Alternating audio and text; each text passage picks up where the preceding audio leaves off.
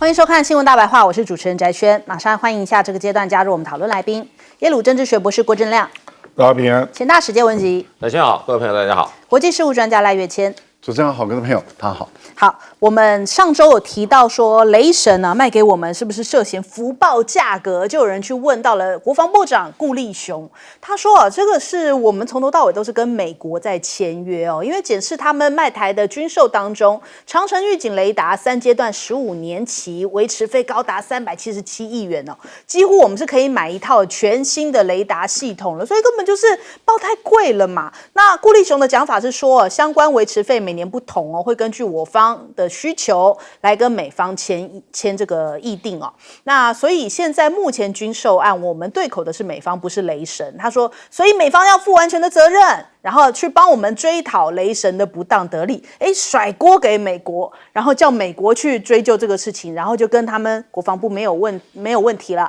这不是国防部的错，这是美国要我们买的。那这是不是有这样的一个意思在？不要去质疑美国爸爸。那再来看到这个顾立雄回应这个问题，人家讲说我们当时爱国者3型飞弹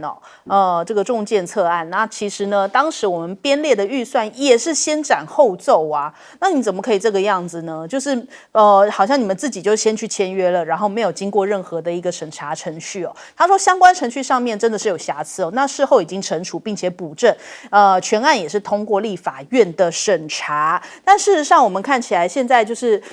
是不是我们总是在花一些冤枉钱，然后但是并没有达到真实的一个这个所谓国防的效果。那我们现在连警察都要备战了嘛？说美军要协训打城镇战哦，用海豹部队的这个步枪买神鬼认证装甲车，在114年度的内政部警政署的预算，竟然看到我们现在连保安警察第2总队就是保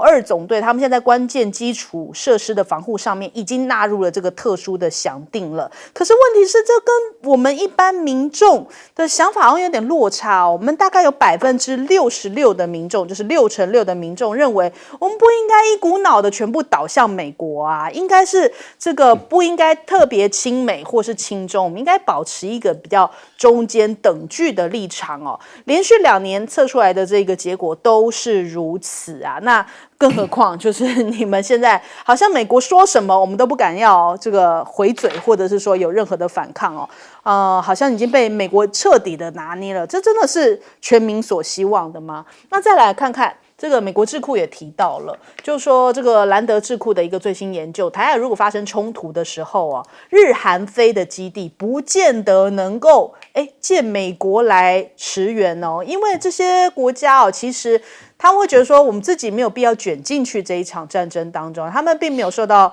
中国大陆的攻击哦，所以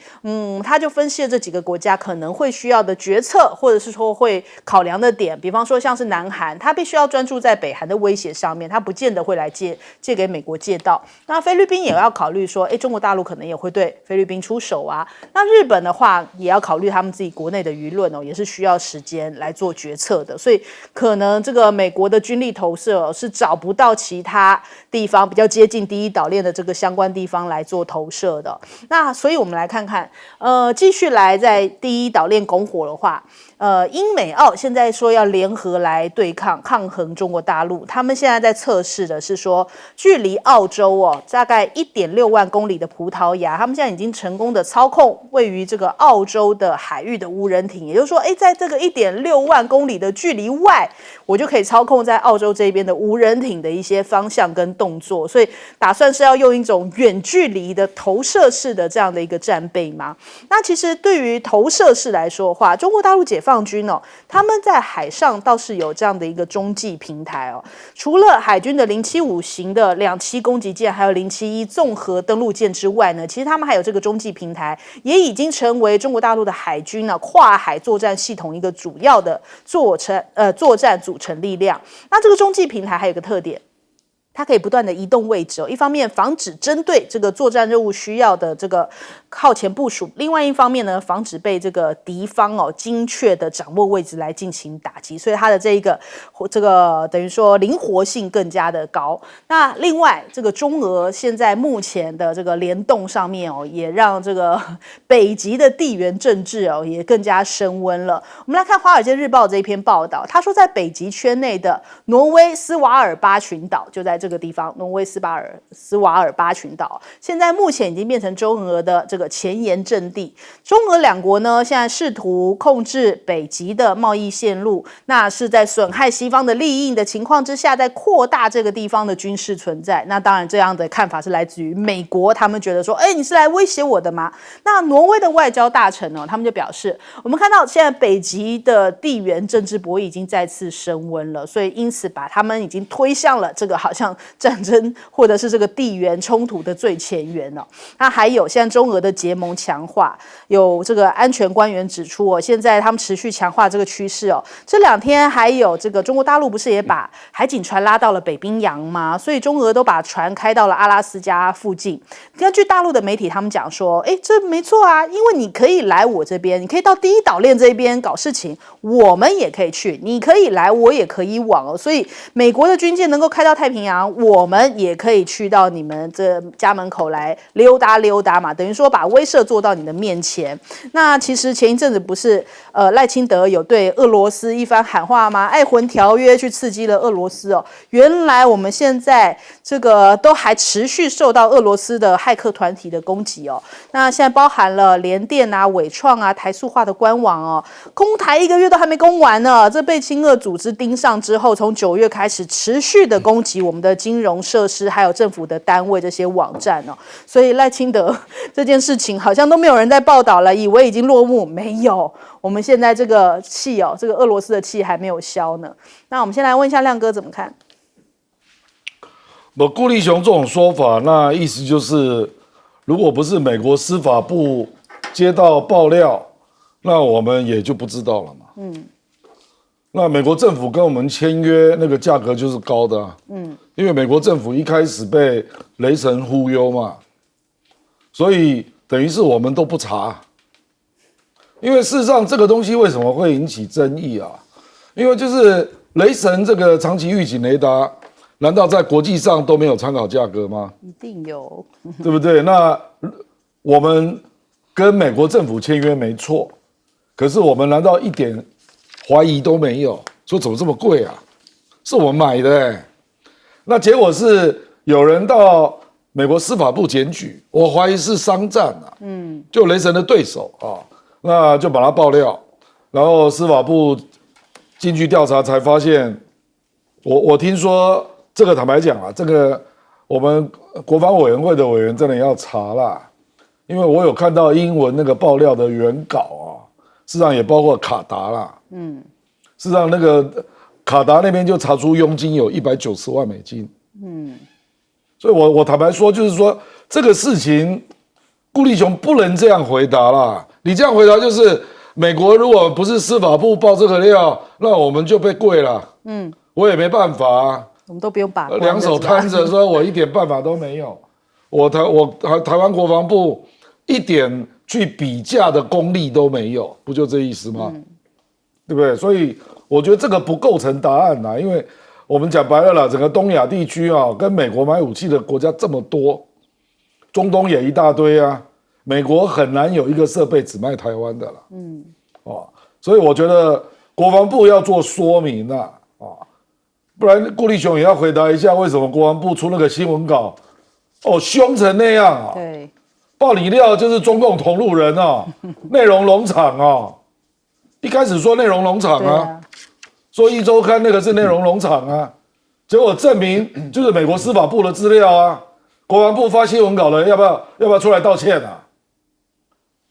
拜托一开始就会凶，我就怀疑你有内鬼，不然你在凶什么？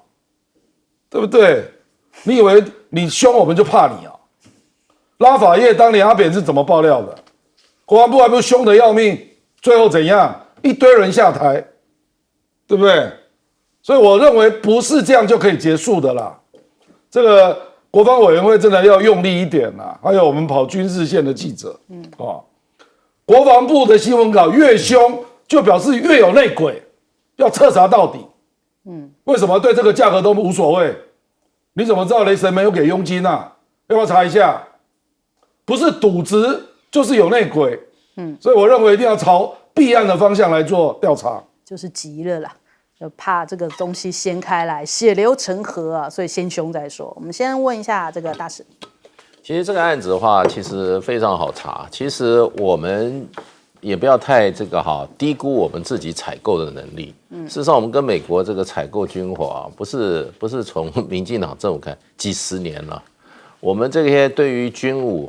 了解、采购过程了解啊，相关法律程序了解的人太多了，真的太多了。那所以就变成就是说，这里面这个最后是由这个美方发现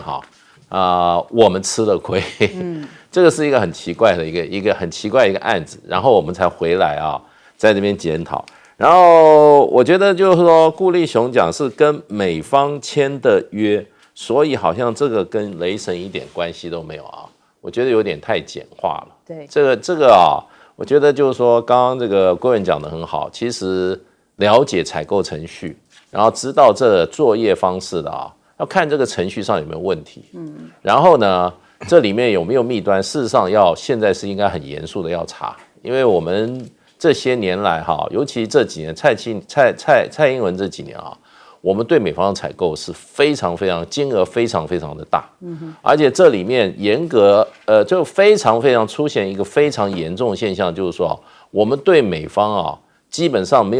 有办法提出任何买方应有的这种权利的主张。美国这种比如说美国这种交货一直的延迟，那这个契约里面一定有这种延迟交货的这种惩罚条款一定有这种条款。如果没有这种条款的话，不可能这种契约不可能签得下去，不可能说我跟你买一件东西没有交货时间，交货时间过了也没有关系。那问题就是说，那你要交货时间干嘛？对，所以这个虽然就是说我们在采购的时候，当然是并不是完全的这种买方100%的这种可以站在我们的立场要求，可是也基本上也可以照约行事那如果当时签约的时候我们就没有这些交货的条款的话，交货的时间、交货的条件的话，那个约就签的就有问题。那现在问题就变成美方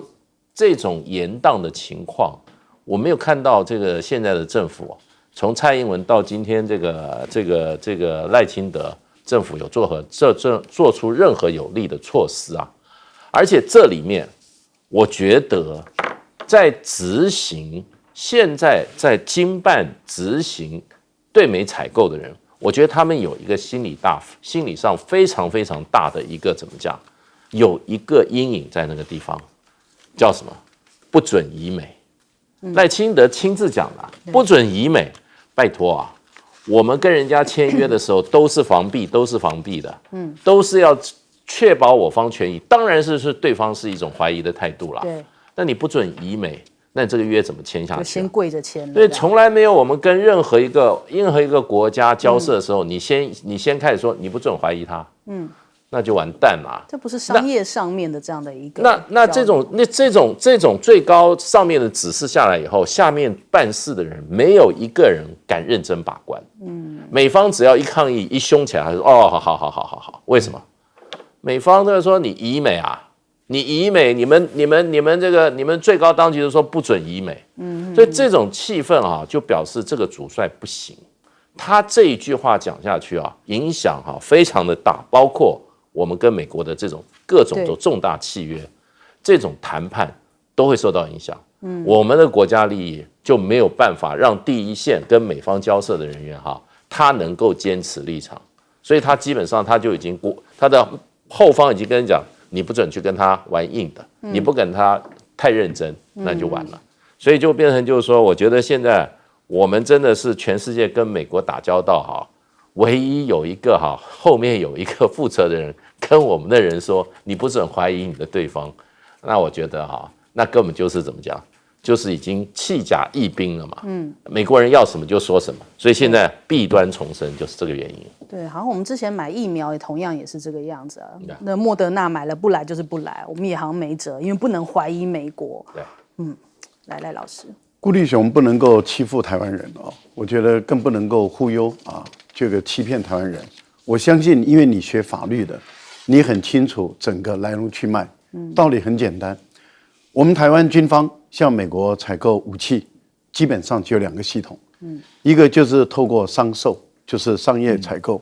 那商业采购不一定能买得到，因为最后还要他们的国务院，对，然后再送到这个白宫，而且还要国会同意。另外一个部分里面，就是我们军方最常采用的就是军购，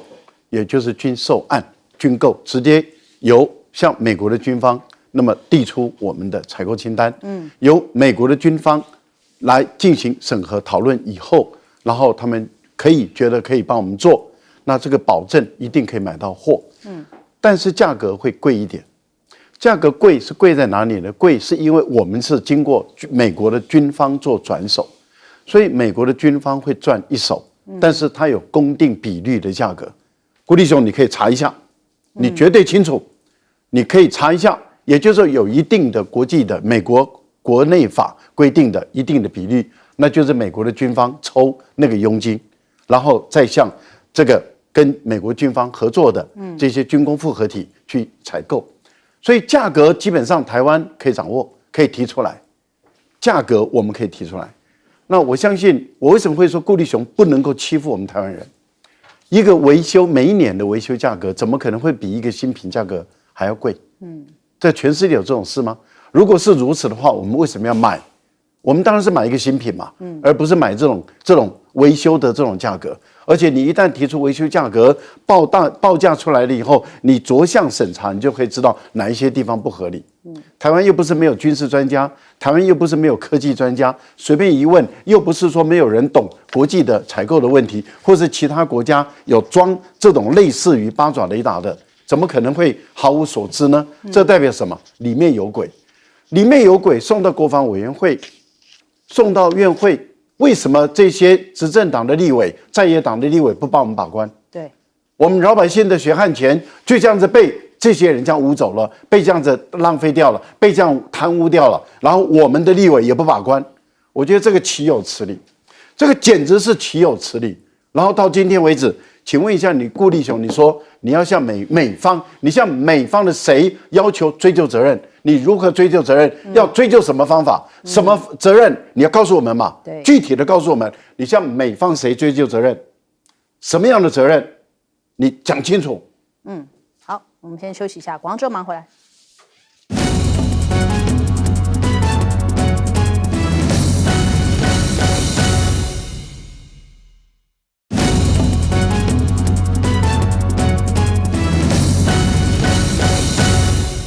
好，欢迎回来，新闻大白话。我们马上来关注一下，是不是纳坦雅胡已经杀红眼了？现在这个以哈战争周年前夕，以色列又对贝鲁特发动了至今以来最猛烈的空袭哦。根据路透社的报道，他说以色列在夜间的时候大规模的轰炸，导致呢这个震撼了贝鲁特全市，而民众是从这个几公里之外就可以目击到，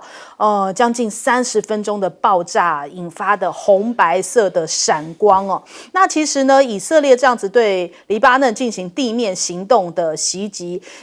直接是针对了这个真主党150多个据点。那他们的第98师还有第36师的部队一直在黎巴嫩南部的村庄寻找摧毁武器库啊，还有隧道啊、竖井以及其他真主党基础建设的一些设施所以就不断用这种轰炸袭击的方式啊。因此，现在这个黎巴嫩真的可以说，这个每天都是可以看到这样的爆炸呀、闪光啊，真的非常非常的不平静那还有北部一处的这个以军的基地，是因为黎巴嫩他们也进行一个反击，他们使用这个无人机来空袭了以色列北部海法市以南的一处以色列的基地所以现在看起来这个战火并没有因此降温。那再来加萨这里其实以军向加萨北部绝大部分的地区已经发出了撤离令。他说什么呢？他说又有一个战争的新阶段，所以他一方面往下，就是往这个加萨这边的北部，就说有一个新阶段正在进行；一方面往上，就是根据黎巴嫩的南部在发动这样子的一个袭击哦，然后地面部队进去。他在这个等于说南北方向在拓展他这个以色列的这个领土范围吗？那还有呢，他们也对这个加萨清真寺进行一些袭击哦。你看他都不管了，现在对于庙宇啊、医院啊、学校啊这些我们在战争当中不可以去攻击的一些这种建筑跟设施哦，他是照样攻击，所以酿成了一些死伤哦。那他们这样子发动了，他们就其实说靠近加萨走廊北部的这边，这边都发出了一些这个防空警报，以军也侦测到多枚的这个火箭弹哦，就是从加萨北部地区也在进行对于以色列的反击。那当然这一个不成比例啦，不论是加萨或是黎巴嫩的反击，对于以色列来说都是不成比例的。那至于伊朗呢？伊朗哦，其实我们看到这个匿名的军事官员讲了。以色列国防军正在准备回应这个以色列平民以及以色列的遭遇要用前所未有的这个方式来进行对于伊朗的重大报复。以色列媒体也在讲说，他们现在正在准备这个军事报复，都还在准备当中。那这个我们看加兰特。他讲说，伤害以色列的下场就会像黎巴嫩跟加萨一般，所以他们现在正在酝酿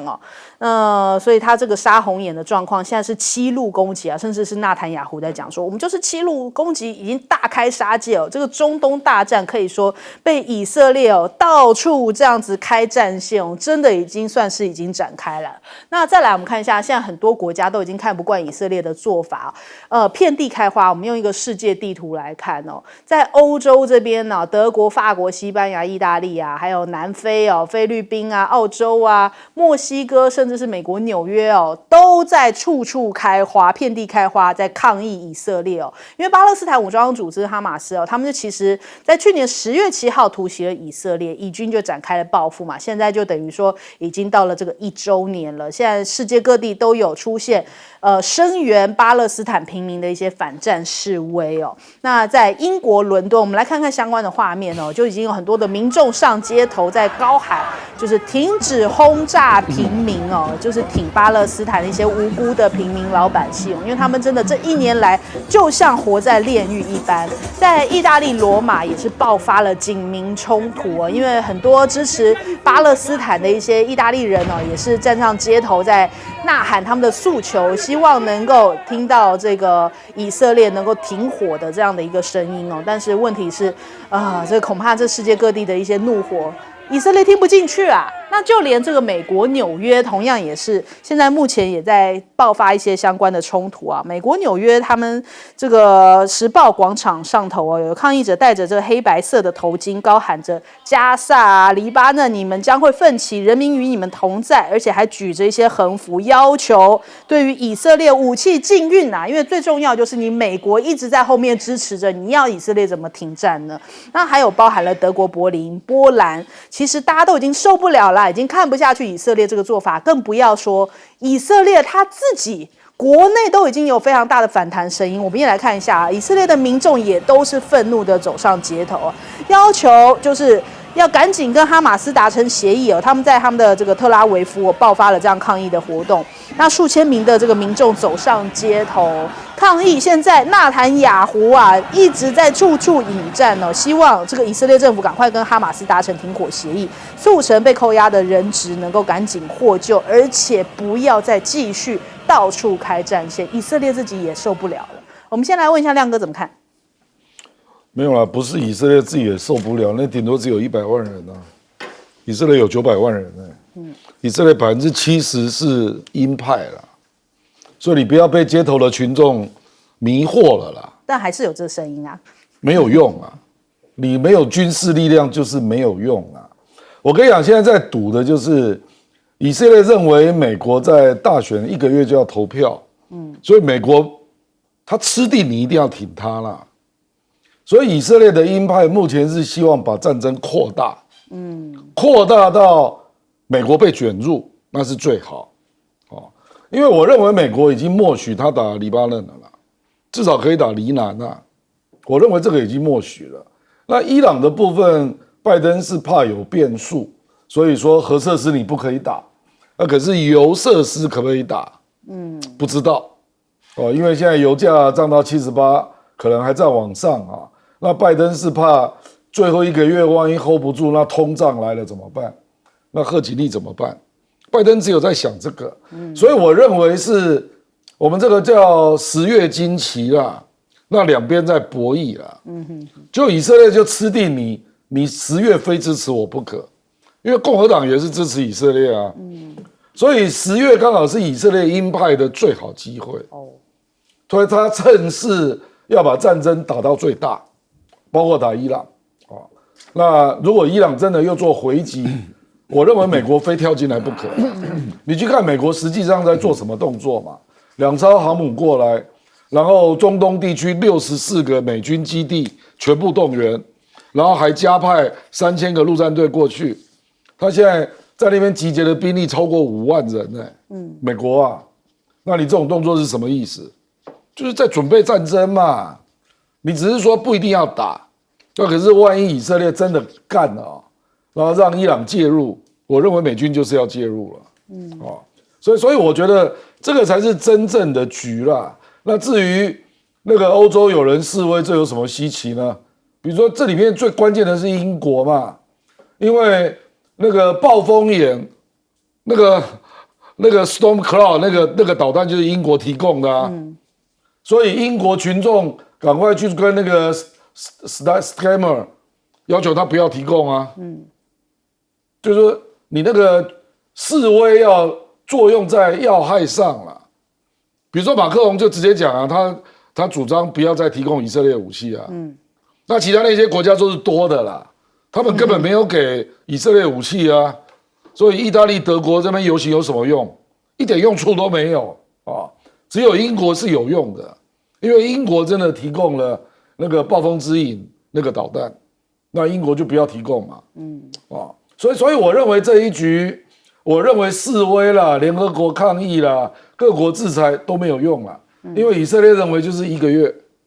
我这1个月要把局搞定，就是既定事实啦。那既定事实之后再来谈吧。就是以色列先不管国际舆论，我不管了，他不会管啦。没有人可以拉得住因为他了。在现场有出兵能力的，我们讲坦白讲，除了美国之外，有出兵能力的只有俄罗斯啊，还有伊朗啊。那俄罗斯也不动啊，因为俄罗斯跟犹太人关系也不错啊。好，来请教介老师。其实以色列现在在战场上用的最厉害武器都是美国提供的。最重要的是那个钻地弹。钻地弹都是美国拿手了，一下去可以钻到30公尺。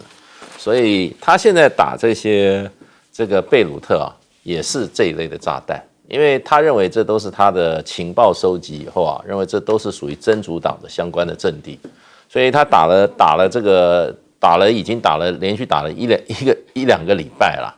那都在打贝鲁特啊。那基本上都在他的战略目标、战术目标就是消灭真主党在这个黎巴嫩的据点嘛。可是问题就变成就是说，这些据点都不是军事基地啊，也不是像这个伊朗打的这个什么这个以色列北部一个空军基地，那个附近基地里面没有平民啊。那这个真主党的这些被以色列认定基地都在住宅区里面，所以他这个飞弹打进去的话，都是怎么样？都是打死的，也不晓得是真主党还是不是真主党。那很多都是确定不是真主党的，是儿童吧？对，儿童你不能说他是真主党，所以基本上他的打法就跟在打加沙走廊一样，那就是说无差别的攻击。所以你看，在英国的这个群众示威群众，他用的是什么？他用的是 genocide 嘛 ，genocide 就是种族灭绝，对，也就是他根本就不是跟你区分什么战斗人员跟平民的，他本来就是连平民一起杀的。你如果要屠杀平民的话，那你这就是属于这下种族灭绝。所以这个已经打了一段时间了，那地面部队现在也进去了。刚进去的时候，事实上的话，那个真主党也展现他的战力了。到现在为止，我看到的资料就是说，以色列阵亡士兵9个人了。所以对以色列来讲，他非常珍视他自己士兵的生命。所以现在很多地面的战争啊，地面部队他改在怎么样夜间来进行，因为他的战争，他的部队有什么？有夜视的装备，所以他用他的装备的优势呢，打这场地面战争。可基本上他也是很坚决的进去打了。那我今天上午听这个美国一个媒体一个说法，其实不只是1-2个媒体这样讲，就是说其实内塔尼亚胡执意打这场战争，那么美国有一部分人认为是他基本上就是在帮助川普。他这一场战争把他打大了，然后呢，基本上是让谁比较难过呢？让现在的执政的拜登。所以这个对拜登是很不利的。所以拜登一直基本上也在跟这个他在这个黎巴嫩战争这样，他一直是怎么样？他一直是保持一个保留的态度。可是呢，基本上他又不能不支持以色列。对。因为拜登在记者会里面，人家就说你要你限制这个以色列这个不能打那个不能打的话，那你到底对以色列还有什么？拜登说了一句话，他说这个世界上没有比我更支持以色列的。那所以以色列今天在这些中东地区这些留下的冤魂，造成的这些百姓的伤亡，拜登是不是要负一部分责任？好，来请教赖老师。现在在以色列，它是10月7号的上午10点那在之前上个礼拜周末的时候，我想很多的媒体都说10月7号会有大事发生，因为10月1号的时候，伊朗打了这个以色列的2个空军的军事基地，然后以色列就扬言说伊朗你要倒大霉了，你犯了大错，那他将会对于伊朗实施史无前例的报复行动。这个时候我们看到欧美的媒体就一直说就是定在10月7号，因为10月7号去年的今天就是在以色列发生悲剧的那一天，那个是悲剧。在当时以色列完全有权利、有合法性、有正当性对于这个哈马斯进行报复行动，但是经过这1年以来不成比例的报复行动，还有就是无止境的杀戮，还有就是对平民百姓的无差别杀了4万多人以后，以色列成为全世界的公愤，全世界几乎所有的有良心的人都对以色列表达愤怒，不管在欧洲、在美国，绝大部分的年轻人对以色列表达相当大的愤怒，除了台湾的绿营的以外绝大部分都受不了以色列人对于这些无辜百姓4万多的老弱妇孺这样的一个杀害。好，那伊朗它有正当性，有合法性，对于以色列的军事基地2个空军基地，1个摩萨德的基地进行反击，以色列就扬言一定要反击，所以大家都说10月7号。那今天已经是早上了，我们来看看今天会不会发生。我的估计，以色列它的工具不多，手段不多，它陷入两难。为什么？因为它没有办法对伊朗进行对加沙地区所做的事，所以以色列的国防部部长讲大话、讲谎话，讲了他做不到的话。为什么？以色列攻打加沙的时候是地面部队进去才有效，但是以色列无法把他的地面部队派进伊朗。如果他派进伊朗，那么几乎可能会全军覆没。所以对以色列来讲，他对于伊朗唯一能做的就是用导弹的方式来攻击。导弹的方式来攻击，他要经过黎巴嫩，要不就经过叙利亚，要不就经过这个伊拉克，要不就要经过约旦了。那约旦的中立地位就会受到质疑，要不就经过沙特阿拉伯。沙特阿拉伯怎么可能让他领空，让他的空间，让以色列导弹穿越过去？所以他势必一旦发射导弹以后，会引起周边国家的连锁反应。但是问题是，导弹的攻击不会让伊朗就此以后就瓦解、就屈服，伊朗也会反击过来。那如果以色列对于伊朗的核目标、核设施或是石油生产基地进行攻击，伊朗就有正当性、合法性，对于以色列的炼油厂、这些基础设施、发电站，甚至大规模的人的居住的地方来进行大规模的攻击。那这个时候导弹的误差度就不是10公分不是1米的误差度了。因为原本你要炸一个空军基地是很困难的，因为你的精准度要很高。可是你炸一个炼油厂、一个石油的储存槽、天然气的储存槽，它的精度不用那么高，那很有可能会造成一片的火海。所以我个人觉得，对于以色列来讲的话，他虽然讲的声音很大，但是他能够选择的空间很有限，这就是他面临的一个两难的一个处境。很有可能以色列他最终，因为美国现在已经提出一个条件了，说你如果不打或是少打，我就给你一些东西，送你一些东西，那这样来做交换。所以我们看到以色列今天会不会打？一开打，中东的战火就爆开了。好，我们先休息一下，广告之后马上回来。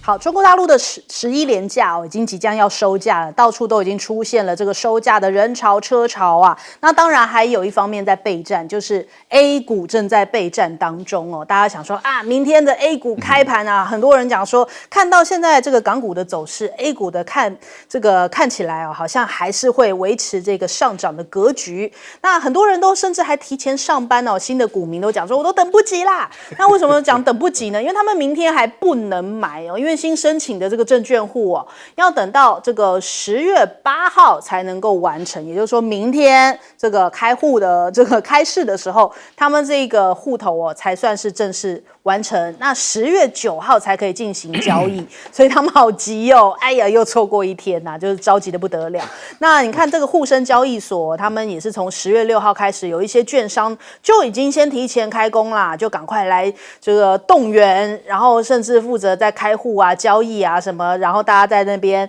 演练哦，怕有这个巨量的这个单量进来，他们要怎么样来调配人力哦，已经在进行备战啦。那还有这个 A 股的交易时间有进行调整哦，因为用30分钟的这个集中申报会造成拥堵，所以他们现在改成就是瞬时接收数据这样的一个模式哦，就是积压5分钟的这个券商可能会委托单太多，那所以他们有进行这样的一个微调。那人家讲说，看起来这个曾经在恒大集团的首席这个经济学家任泽平，他讲说，应该呢明天就是开盘即收盘哦。开盘即收盘就是说，可能一开盘涨停了，就是大概这一个盘面就会一直到收盘结束都是同一个盘面哦。所以开盘即收盘这样的言论也登上了微博跟百度的这个热榜第1名哦。他就是看好 A 股，还说这个人民币资产呢领涨全球，第1名1年的 A 股跟港股短短1周的涨幅已经超过了美股、日股，港股更是登顶哦。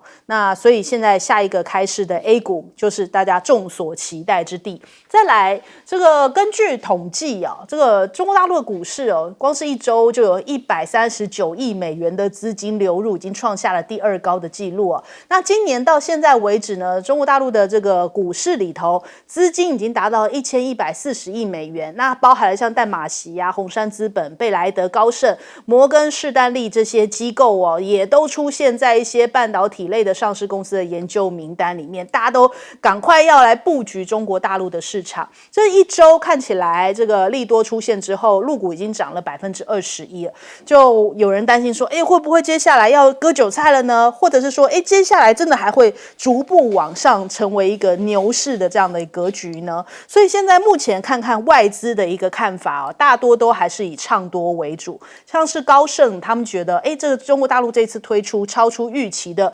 刺激措施，那所以也推动了全球的对冲资金哦，通通涌向了中国大陆的股市，导致呢现在已经出现了有史以来最强劲的单周满盘记录。那根据彭博报道，像是贝莱德也增加了中国大陆的股票的持股哦，还有摩根士丹利也认为未来这个涨幅可能还会有10%到15%。那现在看起来，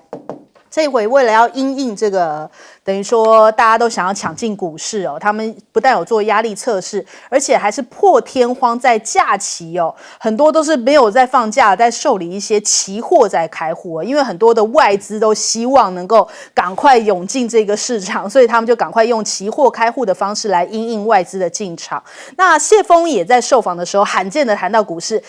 大陆驻美大使突然也谈起了股市哦，他说中国大陆的股市涨疯了，那现在中国大陆的股民是在排队开户，外资呢也都是跑步进场的状态，大家都不想错过。那不止股市很夯，就连这个房市都是不得了啦。一线城市的看房哦，说这个置业顾问忙不过来啊，半夜还在转账订房哦。原本他们想说啊，这个银石要出现啦，所以他们看起来这个第4季应该会出现明显的反弹。那这个有20多个城市，20多省跟130多个城市，他们也跟着这个等于说上广深一起宽松政策，推出了非常多的促销线上线下的一些活动，那甚至还有一天卖出40-50套房的这样子，4大1线城市成绩单这样子，有些这个等于说销售人员讲说，哇，他们还跑到了凌晨哦，这忙到不行啊，都没时间吃饭了。深圳甚至还讲了什么话呢？深圳他们的这个销售额连二手交易量啊、挂牌量都是一起提升。他们说现在已经不能叫银石了。银不够啊，要叫金石啊！这个房市热成这个样子，我们来问一下亮哥怎么看？这个房仲的话最好不要听啊。这个明天啊，那个发改委早上10点要开记者会啊，那它的题目就叫系统落实一揽子增量政策，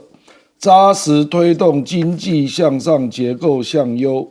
发展态势持续看好，而且带着4个副主任一起开记者会，所以明天股市一定涨的啦，那会涨多少我不知道啊。那如果像任哲平这样讲说一口气全部涨停，那这个股市就结束了，因为外资不是说会涨10%吗？那涨停就是10%，那就是从3336一股气涨到3000将近7耶。3700耶，那我看大家都该抛了啦，该抛售了啦。所以你觉得高点就在3700是？不是第一阶段一定是这样啊，就是你如果一口气全部涨停，因为任哲平有一个主张，我认为是有问题的啦。他说中国大陆的那个增量的货币要用10兆人民币了。我认为不太可能的啊。现在大家比较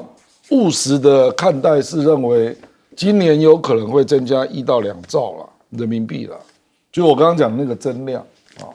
因为我认为中国大陆也不会疯狂到这样，而且这样的股市涨幅事实上并不好。我们纯粹从那个股市的操作面来讲，因为你一定要有那个资金的进跟出啊，慢慢堆叠啊，比如说那天港股不是暴跌嘛，那很好啊，让没有信心的赶快离开啊，不然你跑来跑去。造成我们投资的